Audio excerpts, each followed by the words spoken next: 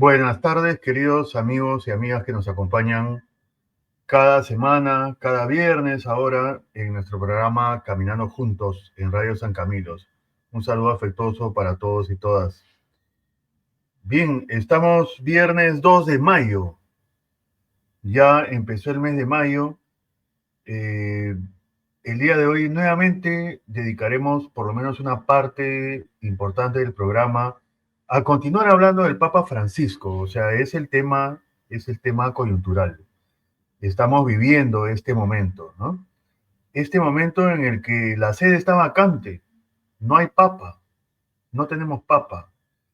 La humanidad, el mundo sigue adelante, sigue caminando estas semanas sin papa, sin sumo pontífice, sin obispo de Roma, ¿no?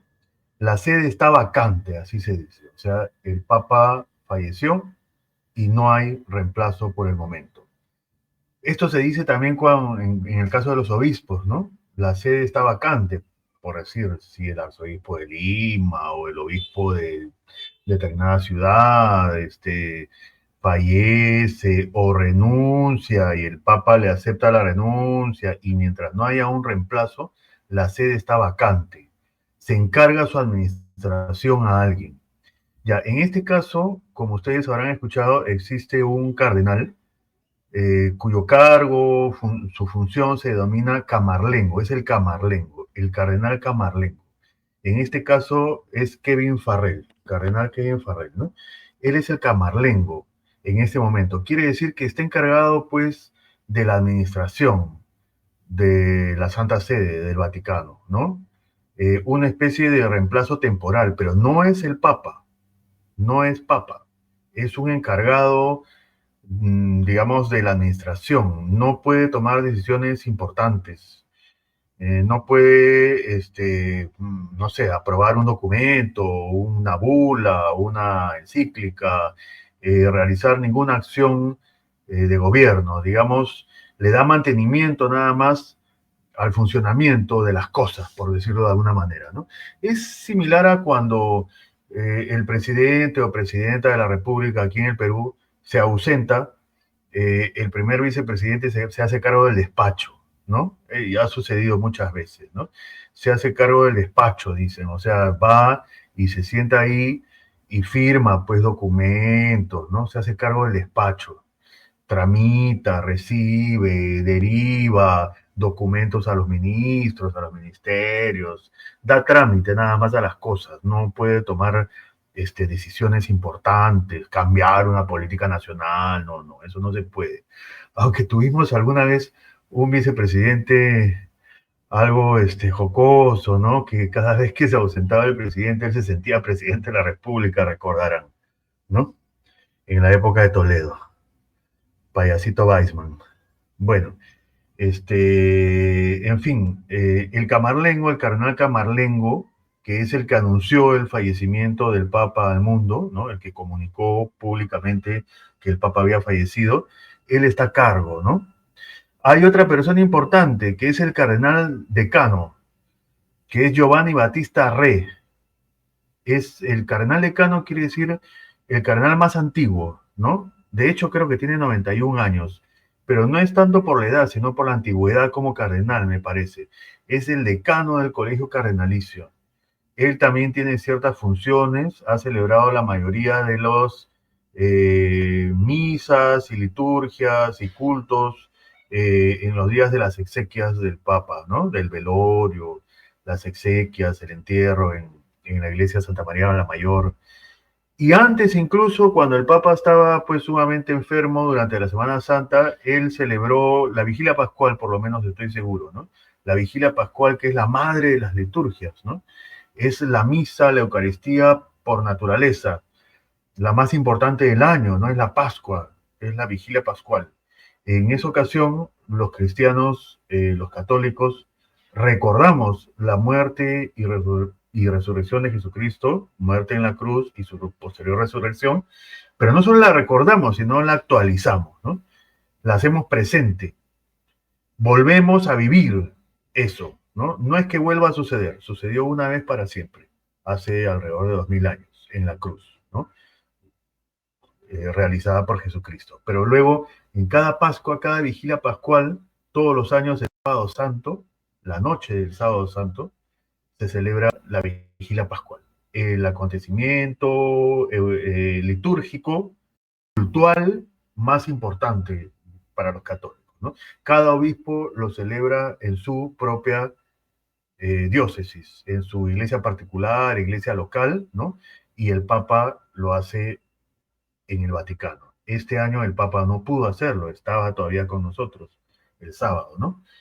Pero como estaba sumamente delicado, recayó en el cardenal decano, o sea, el cardenal más antiguo, Giovanni Battista Re, celebró la vigilia pascual, ¿no? Y él en estos días también tiene determinadas funciones importantes, ¿no? Entonces, el día de hoy vamos a hablar un poco más del Papa, porque además tema hay, o sea, a mí, bueno, he hecho un programa ya, un programa Caminando Juntos sobre el Papa Francisco, luego el padre Quique me ha entrevistado en su programa aquí en Radio San Camilo, y también el padre Neimer esta semana conversamos con él y con una persona más acerca del Papa Francisco, ¿no? Pero el tema, pues, obviamente da para hablar mucho más, ¿no? Entonces, nuevamente voy a hacer algunos comentarios, resúmenes de temas relacionados al magisterio del Papa Francisco. Pero antes de eso, quiero hablar de dos cosas. En primer lugar, el día de hoy lo voy a mencionar nada más de manera breve, aunque podríamos hacer tranquilamente un programa también sobre ese tema. El día de hoy es el Día Internacional contra el Bullying. El bullying. Esto que hemos denominado así desde hace años, pero es el acoso escolar, ¿no es cierto? El acoso, el maltrato, la violencia es una forma de violencia que sufren algunos niños, niñas y adolescentes en la escuela, en el entorno del colegio, de la escuela. El bullying es un problema grave, sucede, sucedía en nuestras épocas, ha sucedido creo que siempre, pero antes estaba invisibilizado, ¿no? No estaba puesto el tema en la agenda de las instituciones educativas, del sector educación, del Ministerio de Educación. Era algo invisible, algo terrible que sucedía, pero que no era visto, era, no sé, ocultado, normalizado tal vez, ¿no? Tolerado socialmente. Sucedía, sigue sucediendo, pero ahora un poco que desde hace ya, yo creo que alrededor de 20 años, el tema ha ido poniéndose en la agenda de las instituciones educativas y en la agenda del sector educación, ¿no? Yo creo que falta aún más, falta muchísimo en cuanto a visibilizar este problema y proteger a las niñas, niños, adolescentes que son víctimas de bullying. Antes nadie los protegía. Este, digamos, no era visible el tema, no estaba entre los contenidos de tutoría, etcétera. Hoy en día sí me parece más, pero falta aún, ¿no? Alguna vez hemos tenido contacto con proyectos y programas que se dedican a este tema del bullying, en el marco de nuestras actividades en otros temas, ¿no? Yo más bien me he dedicado, como ustedes saben, al tema del trabajo infantil y la explotación sexual de niñas, niños y adolescentes, ¿no? Y hemos trabajado a nivel de escuelas, colegios también. Conozco varios proyectos que se han ejecutado así, orientados a esto de luchar contra el bullying, contra el acoso escolar, ¿no? Bien, sobre este tema, para quienes hayan sido testigos o víctimas de acoso escolar, eh, Juan me ha facilitado una información, ¿no? El Ministerio de Educación pone a disposición la línea CICB, un servicio gratuito al que se puede acceder llamando al 0800 76 888. Seguramente allá. Juan lo está poniendo en la cinta que aparece abajo en la pantalla, ¿no es cierto?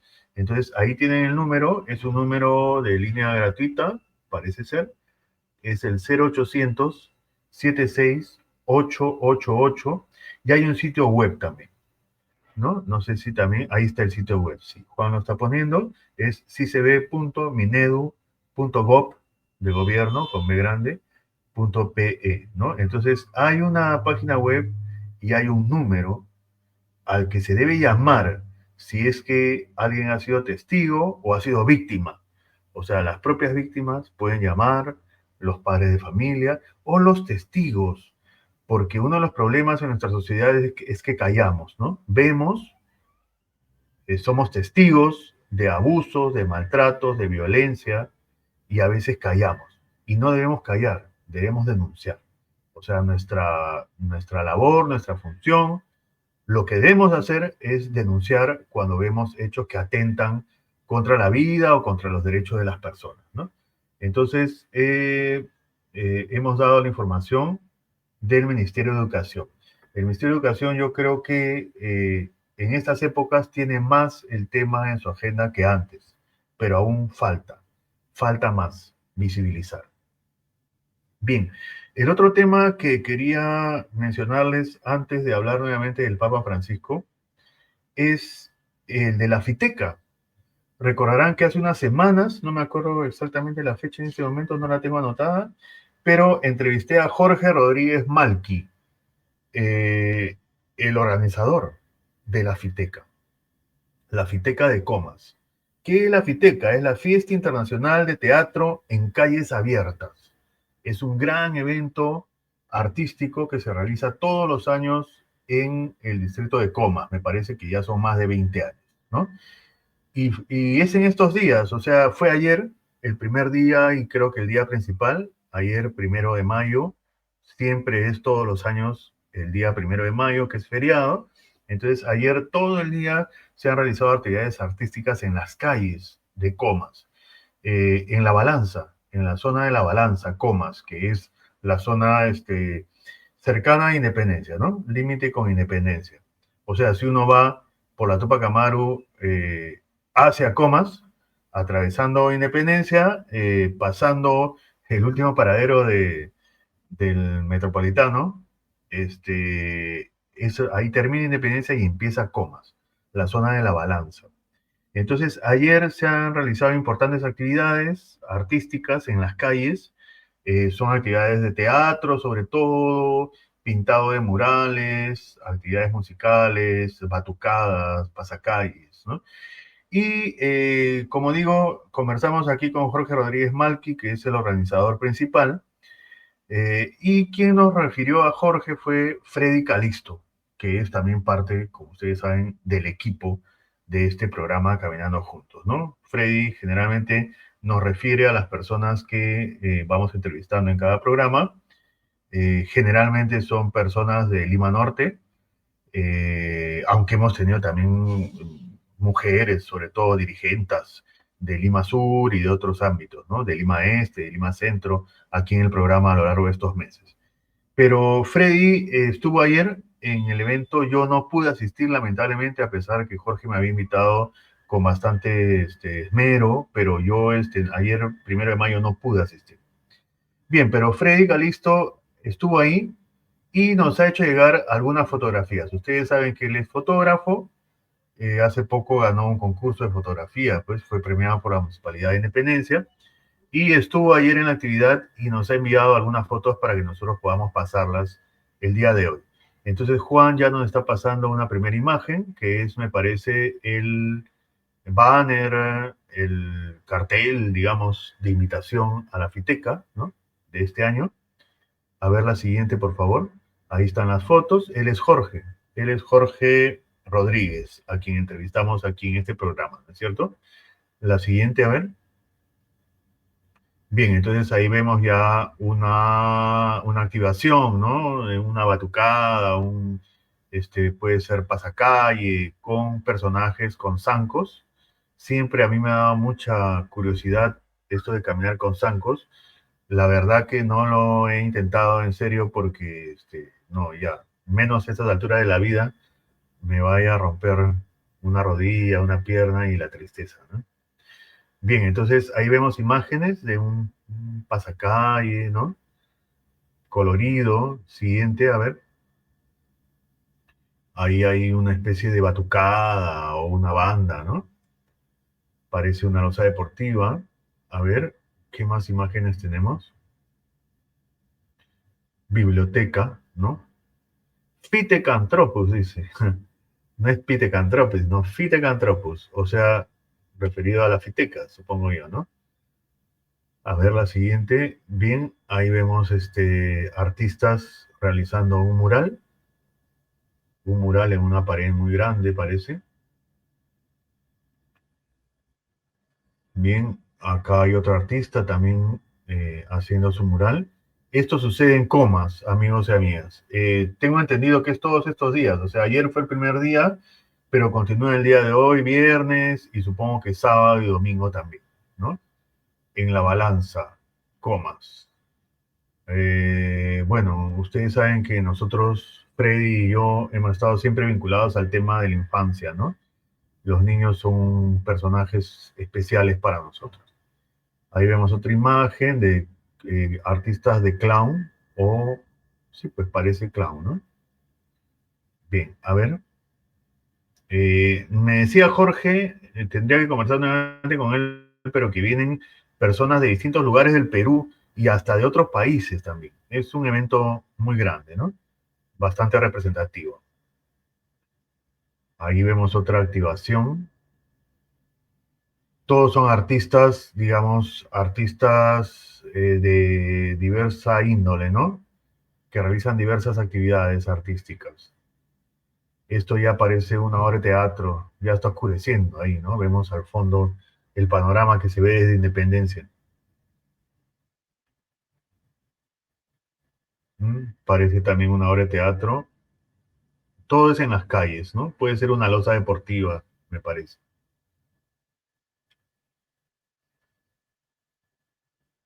Bien, una banda. Bien, esas son las imágenes que tenemos hasta el momento de la Fiteca. Seguramente en las próximas semanas ya podremos hacer un programa o dedicar más tiempo en un programa a mostrar lo que fue la Fiteca de este año. Este es un avance que nos ha enviado Freddy Calisto de lo que sucedió el día de ayer, ¿no? La Fiteca de Comas, Fiesta Internacional de Teatro en Calles Abiertas. Veintitantos años realizándose. Evento importante. Bien, felicitaciones a Jorge Rodríguez. Muy bien, entonces, como les comentaba, eh, seguimos pues en espera. La iglesia, el mundo, sobre todo la iglesia católica, está como que paralizado, ¿no? En stand-by, detenido, no hay papa, la sede está vacante y estamos esperando que los cardenales del mundo tengan a bien elegir un sucesor para el Papa Francisco, ¿no? Bien, eh, ¿cómo es esto? Ya, bueno, todos estos días he visto cantidad de videos, comentarios, se habla mucho del Papa Francisco, su biografía, hay datos anecdóticos que en realidad nos hablan de un Papa bueno, de un Papa cercano a las personas, humilde, que ha dado numerosas muestras de sencillez, de humildad y de estar cerca a los pobres, a los débiles, a los excluidos, a los desprotegidos, ¿no? Que es lo que nos manda el Evangelio de Jesucristo. Los Evangelios, ya, si quieren, en plural. Entonces, se dicen un montón de cosas, se dan nombres, se especula, y veo de todo en las redes sociales, la verdad. La verdad, estamos viviendo por primera vez un cónclave desbordado por la información, por las redes sociales, ¿no? El cónclave anterior fue hace 12 años, 12 o 13, 12 años, los 12 años de pontificado que tiene el Papa Francisco, y ya había redes sociales, pero no era tanto como ahora, ¿no? Había redes sociales, pero ahora las redes sociales mandan en las comunicaciones, ¿no? Entonces tenemos información por todos lados, pero esa información a veces no es buena. No es buena, no es certera, no es verídica, ¿no? Hay información falsa, exagerada. tendenciosa. O sea, las redes sociales mm, ayudan, sí, muchísimo, por supuesto. Ya además no las podemos negar, no podemos vivir sin ellas, pero también hay que tener cuidado, ¿no? Hay cosas exageradas, falsas, ¿no? Se destruye, y lo menciona el documento final del Sínodo de la Sinodalidad. Menciona las redes sociales y las menciona con una capacidad destructiva también, ¿no? Entonces hay que tener cuidado. Entonces, en primer lugar, este cónclave que se va a realizar es un cónclave muy especial porque es la primera vez que tenemos tantas redes sociales activadas, operando, funcionando, tanta información, ¿no? Luego van a participar aparentemente 132 cardenales. También eso es algo inédito, es un número elevado, es grande. Me parece que en el anterior cónclave fueron 118 y antes eran menos, alrededor de 100 normalmente, ¿no? Ahora hay una norma que dispone que siempre se mantengan por encima de 120 los que van a votar. Y justo el Papa acababa de nombrar en diciembre a un grupo de 21 cardenales. Entonces, con ellos el número está un poco elevadito, ¿no? ¿Qué sucede? Que los que votan son aquellos cardenales que tienen menos de 80 años de edad. Por ejemplo, nuestro cardenal arzobispo de Lima, cardenal Carlos Castillo Matasoglio, ya cumplió 75 años, incluso ya renunció como arzobispo de Lima, ya presentó su renuncia al Papa, porque así lo dispone el Código de Derecho Canónico, ¿no? Los obispos a los 75 años deben presentar su renuncia al Papa. El Papa puede aceptarla o no, y ratificarlos y continuar otorgándoles la confianza, generalmente hasta que cumplen 80 años, ¿no? Mientras estén bien de salud, ¿no? Entonces, el cardenal Carlos Castillo ya renunció, el Papa no aceptó su renuncia y él continúa siendo arzobispo de Lima, pero además es cardenal y tiene menos de 80 años. Entonces, él sí va a participar en el cónclave, va a entrar, va a ingresar al cónclave, ¿no? Y va a votar y también está entre los que pueden ser elegidos, ¿no es cierto? Como cualquiera de los cardenales, de los 132. Son 135 en realidad, pero ya hay dos que tienen menos de 80 años, pero que se encuentran mal de salud y han comunicado que no van a asistir y no han ido ni van a ir al Vaticano, ¿no? Dos. Entonces serían 133. Y hay uno que ya sabemos que está sancionado, pues, que fue sancionado verbalmente por el Papa, por temas económicos, de manejo financiero, no lo sé, el cardenal Gucci, ¿no? Gucci creo que es. Y él mismo creo que ya dijo que al principio estaba peleando su derecho de participar en el cónclave, pero ya me parece que él dijo ya públicamente que no va a participar. Entonces, por eso son 132 en este momento, hasta el momento, ¿no? Entonces, es el cónclave, me parece, más numeroso de la historia. El cónclave en el que van a participar más cardenales de toda la historia, ¿no? Y también el más representativo. O sea, hay esos 132 cardenales, me parece que son de 80 y tantos países, 92 países, me parece. O sea, es la ocasión en que más países, digamos, entre comillas, van a estar representados en un cónclave. Hay cardenales de países de Asia, de África, en los que antiguamente no había cardenales en esos países, ¿no? Es más, en la Edad Media, todos los cardenales eran de Europa, pues, ¿no? Todos eran, la mayoría eran italianos y había cardenales pues en los países de Europa, pero no más. No había, en la Edad Media no se había descubierto América, entonces, ¿no? Y luego con el correr de los siglos, en el siglo XVIII, XIX, incluso a principios del siglo XX, no había tantos cardenales en el resto del mundo. La mayoría eran italianos o europeos, ¿no? Sin embargo, en las últimas décadas, con los papas, sobre todo a partir del Concilio Vaticano II, se han creado más cardenales en países de Asia y de África, y especialmente el Papa Francisco ha nombrado cardenales en lugares donde antes no había, ¿no? De Asia y de África. Entonces, este cónclave sería va a ser el más representativo de la historia en cuanto a países del mundo, ¿no? Eh, y el Papa Francisco tenía cosas curiosas, ¿ah? Para esto, incluso para nombrar carreras, para todo, ¿no? Innovadoras, cosas novedosas, pero para esto de nombrar cardenales también. Por ejemplo, en Centroamérica, en El Salvador, hubo un momento en que, por ejemplo, el arzobispo de San Salvador, el arzobispo de la capital, no era cardenal, pero había un obispo auxiliar, y a ese obispo auxiliar lo hizo cardenal. Entonces el arzobispo no era cardenal, pero el obispo auxiliar sí, ya por ejemplo, ¿no? Esa es una cosa especial.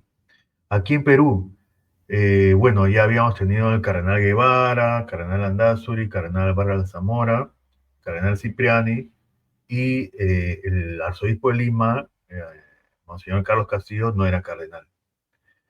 Pero el Papa, creo que todavía cuando estaba Cipriani como arzobispo de Lima, creó cardenal al arzobispo de Huancayo, Monseñor Pedro Barreto, ¿no? Jesuita como él.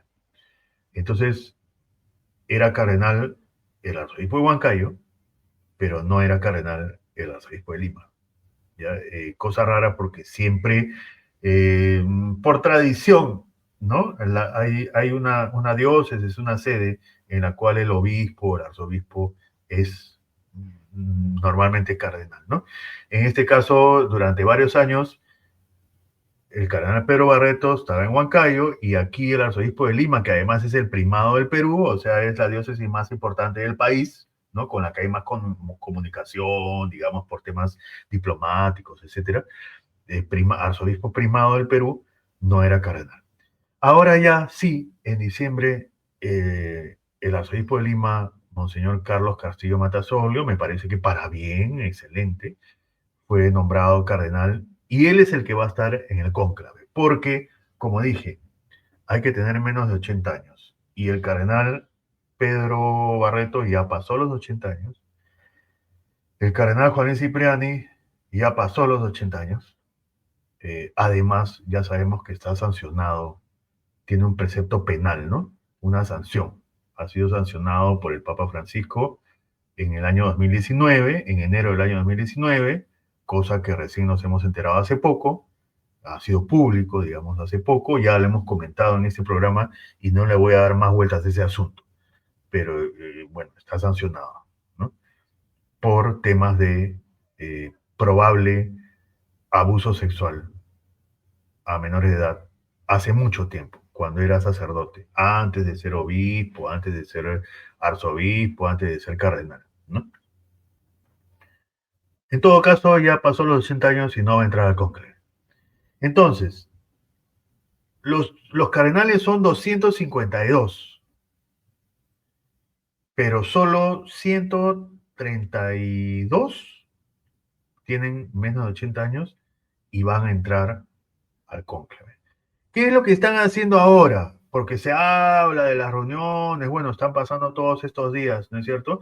Hay unas reuniones que les llaman las congregaciones cardenalicias, las congregaciones, o sea, reuniones. ¿De qué? De coordinación, donde todos los cardenales, ahí sí pueden ir todos los cardenales, aunque hayan pasado los 80 años, por eso el cardenal Pedro Barreto está allá, y así a muchos cardenales que no van a votar, pero que están participando en las reuniones previas, o sea, se reúnen a conversar, a dialogar, a analizar la realidad del mundo, la realidad de la iglesia, y se entiende que se reúnen para ir discutiendo cuál debe ser el perfil del nuevo papa, o sea, cómo debe ser el Papa, ¿no? Y por cierto, acá en el programa del día de hoy hemos lanzado la pregunta, ¿no?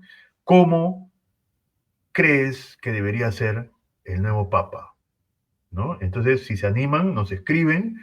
Ahí Juan está sumamente atento en los estudios de Radio San Camilo. Yo estoy haciendo nuevamente el programa de manera virtual, de manera remota. Estoy en mi casa. Por ahora no puedo moverme de acá. Entonces, estamos haciéndolo así de manera virtual, cosa que también sale muy bien, ¿no? Entonces Juan está en los estudios de Radio San Camilo, atento a posibles comentarios, a que ustedes nos escriban, nos hagan alguna pregunta, alguna consulta, y en todo caso nos digan cómo creen o cómo les gustaría que fuera el nuevo Papa, ¿no? Entonces, justamente eso es lo que están haciendo los cardenales en estas reuniones que les llaman congregaciones, ¿no? Congregaciones cardenalicias, todos estos días. No están hablando de nombres, ¿ah? O sea, no es que vayan pensando ya cuál puede ser tú y que se barajen nombres, no, no. No se habla de nombres. Son muy respetuosos en esto los cardenales, ¿no? Eso, la elección va a suceder dentro del cónclave, ¿no? Actualmente lo que están haciendo es conversar, dialogar, analizar la realidad del mundo, la realidad de la iglesia y pensar qué tipo de papa, cuál es el perfil, cómo debe ser el papa, ¿no? ¿Cuáles son sus características? Y esto es importante, ¿no? Porque tiene que ser una persona que una, que aglutine, ¿no? Digamos, al cual la mayoría, no todos, porque siempre hay extremos, ¿no? Siempre hay extremistas para un lado y para otro, ¿no? Radicales, ¿no? Dentro de la iglesia también hay polarización, así como la hay en nuestro país, ¿no? Y que si tú no votas por una, entonces te dicen comunista, ¿no? Y te etiquetan, y hasta terruco te pueden decir, ¿no? O si no votas por el otro, te tachan de no sé, pues. Entonces, esa polarización existe también dentro de la iglesia, ¿no? Pero eh, el tema es que los cardenales justamente están reunidos tratando de pensar cómo debe ser el papa que van a elegir la próxima semana, ¿no? ¿Cuándo empieza el cónclave? El día 7, ya lo han establecido. Se pensaba que iba a ser el 5, hay unos plazos más o menos determinados, pero no va a ser el lunes 5, sino el miércoles 7. Y les comento que es probable que rápidamente, o sea, para nuestro próximo programa, el próximo viernes 9, ya haya papa, nuevo papa. Es probable, porque si el cónclave empieza el miércoles 7, les comento que el cónclave anterior duró 2 días, 5 votaciones. Más o menos se pueden hacer 4 votaciones al día, ¿no? Fueron 5 votaciones nomás. O sea, un día y el día número 2 ya había papa. O sea, quiere decir que probablemente el jueves o viernes de la próxima semana ya tengamos un nuevo papa, ¿no? O no, de repente se demora más, no lo sabemos, ¿no? Me parece que de los cónclaves más prolongados en las últimas décadas, en los últimos tiempos, en la época contemporánea, fue el de la elección de Juan Pablo II, que duró, me parece que 5 días. O sea, tampoco es demasiado, ¿no? Este, entonces, puede ser que para nuestro próximo programa, el viernes 9, ya estemos hablando del nuevo Papa. Por el momento, lo que debemos hacer es orar por los cardenales. Es lo que la Santa Sede ha pedido al mundo. Han sacado un comunicado. No sé si Juan no tiene el comunicado. A ver, se lo voy a enviar para ver si nos lo puede mostrar. Es un comunicado breve. Vamos a ver. ¿Yo dónde lo tengo? Es un comunicado en el cual la Santa Sede le pide al mundo acompañar a los cardenales con su oración. ¿Ya? Entonces se lo estoy reenviando en ese momento a Juan, a ver si nos lo puede mostrar en pantalla. Si es que es posible, Juan, ¿eh? Yo sé que las cosas hay que hacerlas con anticipación, pero de repente te es posible. Te lo acabo de enviar. Es un comunicado de la Santa Sede del 30 de abril de 2025, o sea, el 30 ha sido el día antes de ayer, ¿no? El día miércoles 30. Entonces, ahí está el comunicado, muy bien, ven. Entonces Juan es sumamente eficiente. Dice, comunicado de la Santa Sede, el Colegio de los Cardenales reunidos en Roma, que están participando en las congregaciones generales para la preparación del cónclave, desea invitar al pueblo de Dios a vivir este acontecimiento eclesial como un momento de gracia y de discernimiento espiritual a la escucha de la voluntad de Dios. Por esta razón, los cardenales, conscientes de la responsabilidad a la que están llamados, perciben la necesidad de ser sostenidos por la oración de todos los fieles. Esta es la verdadera fuerza que en la Iglesia favorece la unidad de todos los miembros en el único cuerpo de Cristo. Y cita 1 Corintios 12, ¿no? Ante la grandeza de la tarea inminente y a las urgencias de los tiempos presentes, es necesario, en primer lugar, hacerse instrumentos humildes de la infinita sabiduría y providencia del Padre Celestial en la docilidad a la acción del Espíritu Santo. Él es, en efecto, el protagonista de la vida del pueblo de Dios. Es a Él a quien debemos escuchar, acogiendo lo que dice a la Iglesia. Y cita Apocalipsis 3:6. Que la Virgen María acompañe nuestra invocación unánime con su materna intercesión.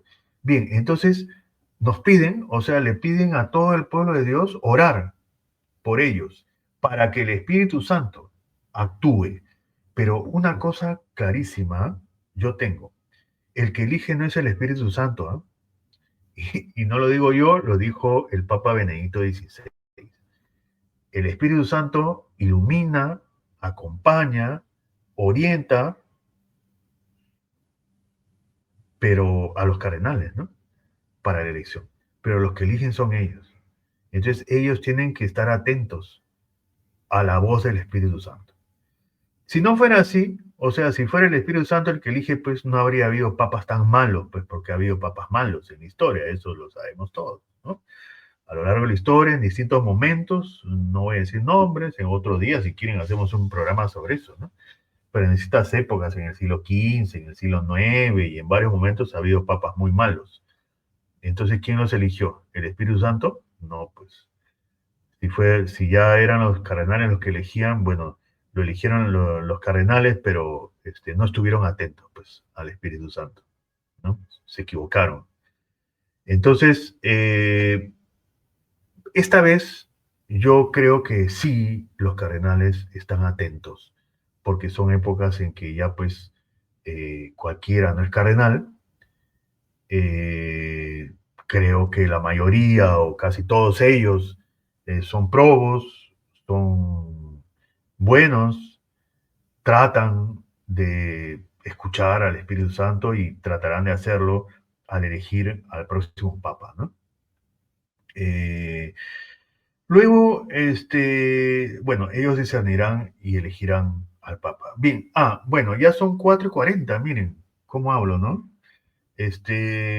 Vamos a hacer nuestro pequeño intermedio musical y luego continuamos conversando. Nuevamente volvemos con la canción El Profeta, que la pusimos en varios programas el año pasado, ¿recuerdan?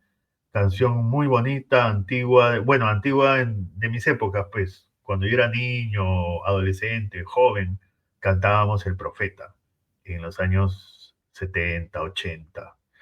Entonces vamos a ponerla nuevamente y después le digo por qué la estamos poniendo. Adelante, Juan, por favor. Como cristianos y cristianas, como iglesia, estamos llamados a hacer eso en el lugar donde estamos. Y a veces yo escuché una prédica de alguien que dijo hay que volver descaradamente al Evangelio.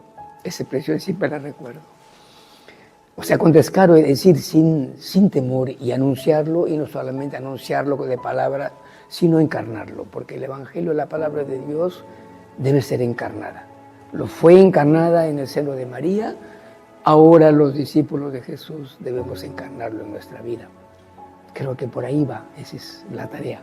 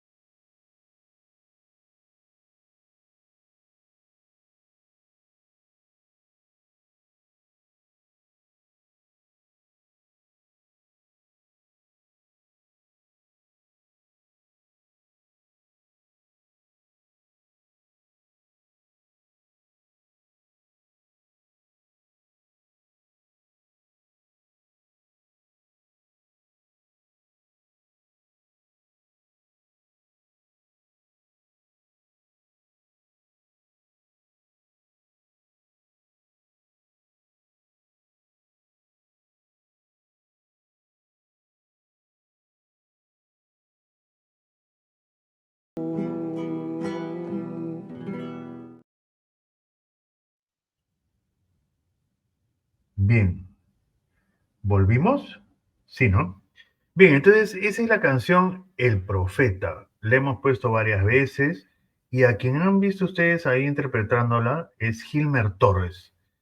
Es un extracto de un video, está en YouTube. Ustedes lo pueden buscar y lo pueden ver completo porque es bien interesante. Él cuenta ahí su historia personal, la historia de la canción y de las canciones que él compone. Tiene varias bien conocidas. Entonces, ahí cuenta que el cardenal Carlos Castillo, el actual cardenal Carlos Castillo, arzobispo de Lima, le pidió que cante en su ordenación sacerdotal. Me parece que en el año 81 se ordenó Carlos Castillo, 81, 82, como sacerdote, ¿no? Y él, digamos, tenía, no, sí, sí, esa puede ser la fecha. Tenía dudas porque ya algunos sacerdotes o algunos obispos le habían dicho que no, que en la misa no se debía cantar esas canciones con instrumentos folclóricos andinos, ¿no? Entonces, y el que lo iba a ordenar era el cardenal Landazuri. Y entonces él le dijo, pero Carlos, el cardenal Landazuri no se opone a que cantemos este tipo de música. Y él dijo, no, no te preocupes. Y al final, luego de la misa de ordenación, cantaron ellos, por supuesto, y cantaron al profeta. El cardenal Landazuri se acercó a felicitarlos y a decirles que le había gustado mucho la música, ¿no? Entonces ya de ese modo quedó prácticamente consagrado, autorizado, pues, digamos, el género musical. Yo recuerdo esas épocas también.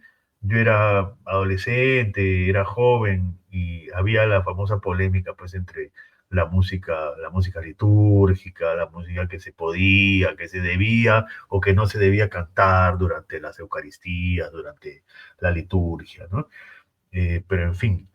Y luego, Carlos Castillo, cuando fue ordenado obispo para asumir ya como arzobispo de Lima, le pidió nuevamente que cante y él volvió a cantar nuevamente en la ordenación de Carlos Castillo en la catedral, ¿no? En el año 2019. Entonces, él cuenta esa historia y otras cosas, ¿no?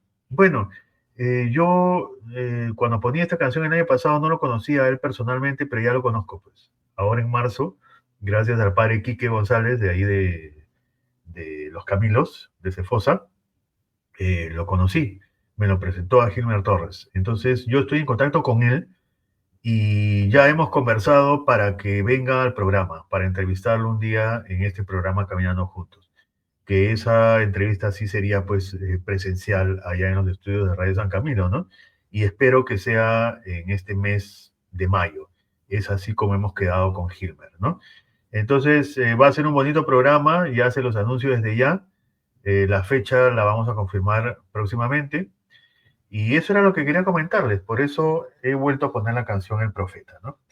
Bien, eh, volviendo al tema de la elección del Papa, habrán escuchado, queridos amigos y amigas, en estos días que hay varios papables, ¿no? Los papables les llaman, o sea, se vocea varios nombres de cuáles son los cardenales con más posibilidades de ser elegidos, ¿no? Yo he visto varios videos, he leído varias informaciones, se habla hasta de 15 cardenales, ¿no? 15 como los más probables, los que tendrían posibilidades, ¿no? Eh, Sobre todo se menciona tres, ¿no? Pietro Parolin, que es el secretario de Estado del Vaticano, lo ha sido durante todo este tiempo del pontificado del Papa Francisco, creo casi todo este tiempo. Es un diplomático, o sea, ha sido nuncio apostólico en distintos países, en Nigeria, en México, o sea que supongo que habla castellano perfectamente, ¿no? Tiene 70 años de edad, que es una edad mm, relativamente buena, ¿no? No es tan mayorcito, ¿no? El Papa Francisco fue elegido a los 76, por ejemplo, ¿no? Entonces, el secretario de Estado, Pietro Parolin, tiene 40 años trabajando en el Vaticano, ¿no? Diplomático, ha sido nuncio. El secretario de Estado es lo que sería, pues, el primer ministro de un país, ¿no? Creo que el primer ministro y al mismo tiempo canciller, ¿no? Es el que se encarga de todas las nunciaturas, los temas diplomáticos del Vaticano, ¿no? Y se habla mucho de Luis Antonio Tagle. Yo creo que es el más voceado, ¿no? Es un filipino. Fue arzobispo de Manila, me parece, Filipinas, pero está en el Vaticano ya hace un tiempo trabajando ahí. Tiene 67 años, es un poquito, 3 años menor que el anterior. Es prefecto del dicasterio para la evangelización. Es un tema muy importante, ¿ah? Y él tiene que ver mucho con todo esto de los pobres, la opción preferencial por los pobres, eh, tiene esa orientación, ¿no? A mí me parece muy interesante, pero ¿saben cuál es el problema? Que generalmente los que son muy voceados, esos no son. O sea, este, los que se le menciona mucho, mucho, generalmente ninguno de esos es el elegido, ¿no? Aparece otro. Hay otro, Matteo Zuppi, también italiano. Parolin es italiano y Zuppi también es italiano. También es prefecto de un dicasterio ahí en el Vaticano. Eh, Son los tres más voceados, ¿no? Ya para qué seguir hablando de más, ¿no?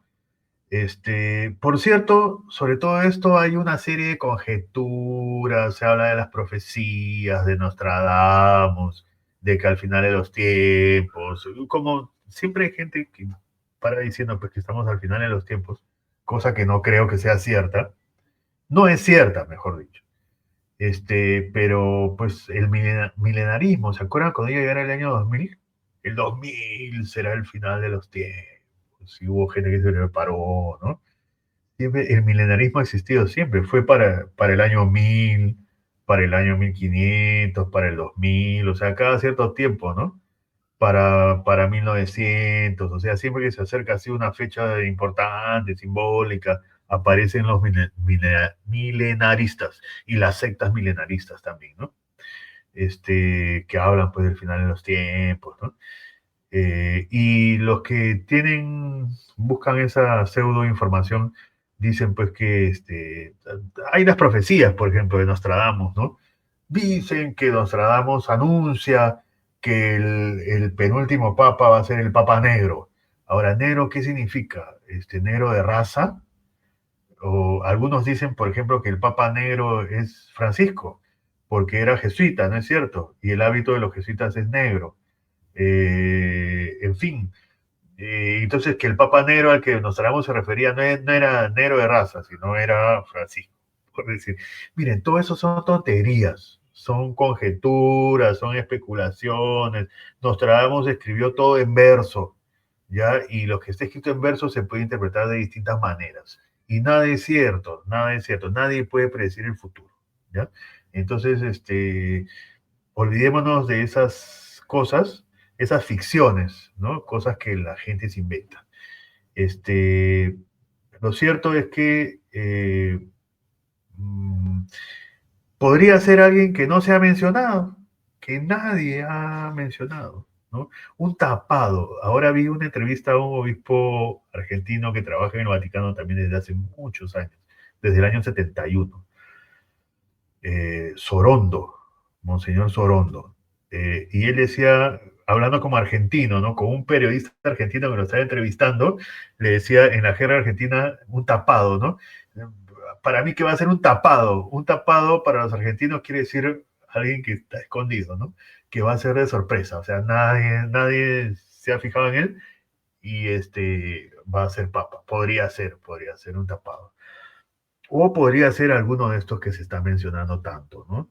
Yo he mencionado acá tres, he visto información de hasta unos 15 que se mencionan, ¿no? Pero, en fin, eh, esperemos y oremos y esperemos, bueno, tratando de responder a la pregunta, ¿cómo deseamos o cómo pensamos o cómo quisiéramos que fuera el próximo papa? Eh, yo pienso, desearía, querría que el próximo Papa continúe el proceso de reforma en el que la Iglesia se encuentra.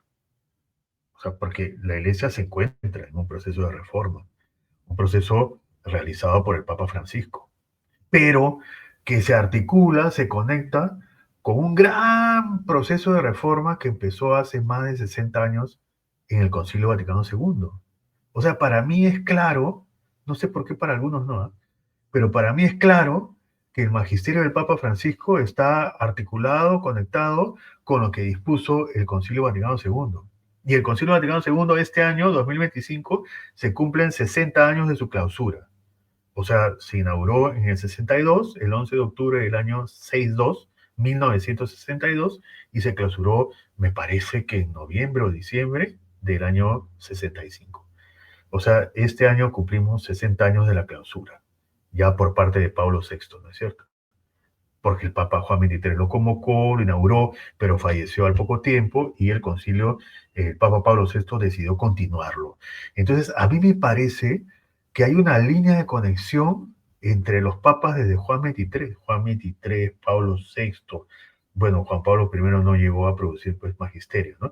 Pero Juan Pablo II, Benedicto y Francisco, hay una línea de conexión.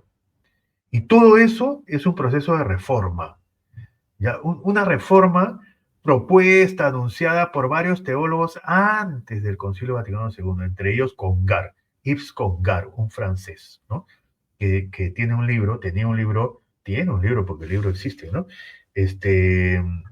Verdadera y falsa reforma en la iglesia. Me parece que el año 53, o sea, 10 años más o menos antes del Concilio Vaticano II. Y dicen que ese libro fue el que inspiró a Juan XXIII para convocar el concilio y promover una reforma de la iglesia, ¿no? Verdadera y falsa reforma de la iglesia. Fue un teólogo, Yves Congar, francés, repito, fue perito del concilio, o sea, fue nombrado por el Papa Juan XXIII perito conciliar. Fue uno de los teólogos peritos en el Concilio Vaticano II, ¿no? Junto con Ranner y otros. Fueron algunos teólogos, pues. Incluso Joseph Ratzinger fue teólogo perito del concilio. Al inicio no, fue acompañando a un cardenal alemán, ¿no? Pero luego su desempeño durante el concilio hizo que sea más visible y durante el concilio fue nombrado perito, ¿no? Joseph Ratzinger, que luego sería el Papa Benedicto XVI, y que era un joven teólogo en esa época. Yo creo que ni 30 años tendría, o por ahí, ¿no? 30 y tantos años en la época del concilio, ¿no? Entonces, Yves Congar proponía una reforma en la iglesia. Pero cuando salió este libro fue rechazado, ¿no? A mucha gente no le gustó. ¿Por qué? Porque la palabra reforma suena a Lutero, pues, a la reforma, a la entre comillas reforma de Lutero, ¿no? Que en realidad no fue reforma, ¿no? Lo que él hizo fue un cisma. Entonces, la verdadera reforma fue luego con el Concilio de Trento, ¿no? Lo que llamamos la contrarreforma. No la deberíamos llamar contrarreforma, sino esa fue la reforma que hizo la iglesia, ¿no? Lo que Lutero hizo antes fue el cisma. Ya. Congar, antes del Concilio Vaticano II, o sea, el siglo XX, él y otros hablaban nuevamente de reforma, que era necesaria una reforma. Y parece ser que el Papa Juan XXIII acogió esas propuestas y que eso fue lo que lo motivó a realizar, a convocar el Concilio Vaticano II, ¿no? Entonces, pero el Concilio Vaticano II, hoy día en la mañana dije en una clase en la Facultad de Teología, creo que el Concilio Vaticano II no se ha implementado, no se ha puesto en ejecución, no se ha puesto en marcha lo que dispuso el Concilio. Después de 60 años, no se ha puesto en ejecución y lo que el Papa Francisco ha intentado hacer con todo esto de la sinodalidad, etcétera, es poner en marcha lo que dispuso Vaticano II. Entonces no estamos hablando de nada nuevo, ni una revolución, ni algo novedoso. Es Vaticano II, va en la misma línea. Pero un padrecito, un sacerdote, me dijo, se sorprendió y me llamó la atención, también públicamente, y me dijo que creía que yo estaba exagerando, que mis afirmaciones eran un poco temerarias, ¿no? Que no podía yo decir eso, que el Concilio Vaticano II no se había implementado. no se haya recepcionado adecuadamente, porque querría decir pues, que todo ese tiempo ellos no han hecho nada. Bueno, voy a tratar de suavizar un poco mis palabras. Ya, yo dije que no se había ejecutado lo dispuesto por Vaticano II. Ya, voy a cambiar las palabras. No se ha ejecutado plenamente lo que dispuso Vaticano II. No se ha ejecutado totalmente. Hasta podría decir no se ejecutaba adecuadamente. Ya, listo. Creo que maticé un poco la cosa, ¿no? Pero es así. O sea, yo creo que lo que el Papa Francisco nos ha propuesto con su magisterio, que ya se nos acabó el tiempo, pensaba mencionar algunas cosas que ya le hemos venido hablando en los programas anteriores y también en el programa del padre Quique y en el programa del padre Neiber, con el padre Neiber esta semana, ¿no? El día lunes.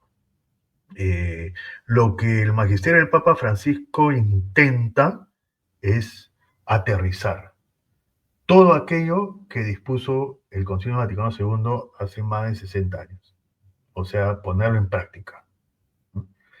Entonces, el tema de la sinodalidad, caminar juntos, esta idea de que todos somos iguales en virtud del bautismo, ¿no?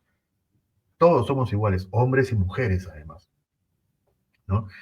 Tenemos la misma dignidad, somos hijos de Dios, en virtud del bautismo, que es el sacramento que todos los católicos, todos los cristianos hemos recibido, ¿no? Entonces, eso nos hace dignos hijos de Dios, a su imagen y semejanza. Y además que el mundo es de todos los hombres, de todos los seres humanos, de todos los hombres y de todas las mujeres, ¿no? Entonces, y a todos somos hijos de Dios. Entonces, el diálogo, en ese contexto, el diálogo es un tema importante, ¿no? La cultura del encuentro, encontrarse con los demás para conversar, para dialogar. Y el diálogo, fíjense, es un tema que está en el magisterio de todo este tiempo desde el Concilio Vaticano II. En el mismo concilio está. Y luego en encíclicas de Pablo VI y de Juan Pablo II, claramente, ¿no? Entonces, y el diálogo implica que yo ceda un poco en mis posiciones también, ¿no? En fin, queridos amigos y amigas, el tiempo nos quedó corto, se me quedan en el tintero nuevamente varios temas con respecto al magisterio del Papa Francisco, pero continuaremos en adelante hablando de ello, porque el Papa Francisco, como dijimos en el programa anterior, no nos ha dejado, pues, está ya en la gloria de Dios, creemos, ¿no? Y oramos porque sea así, pero nos ha dejado todo su magisterio y una línea, una dirección hacia la cual debemos dirigirnos y debe dirigirse la iglesia. Yo sí tengo mucha esperanza al respecto. Entonces les agradecemos por haber estado con nosotros el día de hoy. Ya son las 5:01. Desde aquí, desde mi casa, no escucho las campanas de la iglesia de María Auxiliadora allá en la Avenida Brasil, pero ya supongo que han sonado. Entonces debemos terminar el programa. Gracias, los esperamos el próximo viernes. Estaremos anunciándoles con anticipación el tema. De repente ya el próximo viernes tenemos un nuevo papa y bueno, seguramente si es así, lo estaremos comentando, ¿no? Muchas gracias, buenas tardes. Radio San Camilo, Radio San Camilo, más corazón en las manos. Radio San Camilo, Radio San Camilo, Radio San Camilo, más corazón.